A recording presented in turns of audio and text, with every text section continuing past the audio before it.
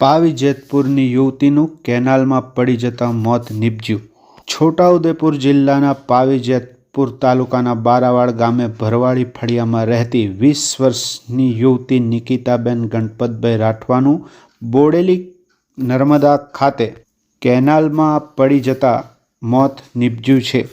યુવતીનો મૃતદેહ પંચમહાલ જિલ્લાના રામેસરા ગામે નર્મદા મુખ્ય કેનાલમાંથી મળી આવ્યો હતો।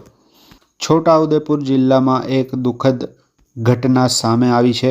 પાવી જેતપુર તાલુકાના બારાવાડ ગામે ભરવાડી ફળિયામાં રહેતી 20 વર્ષની યુવતી કોઈ અગમ્ય કારણોસર બોડેલી પાસે નર્મદાની મુખ્ય કેનાલમાં પડી જતા પાણીમાં ડૂબી ગઈ હતી અને મોતને ભેટી હતી।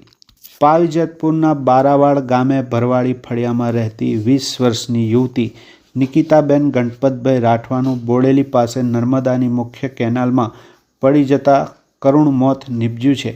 બનેલ ઘટના અંગે બોડેલી પોલીસ મથકે જાણ કરવામાં આવી હતી, જે અંગે તપાસ હાથ ધરતા અને શોધખોળ કરતા યુવતીનો મૃતદેહ પંચમહાલ જિલ્લાના રામેસરા ગામે નર્મદા મુખ્ય કેનાલમાંથી મળી આવ્યો હતો।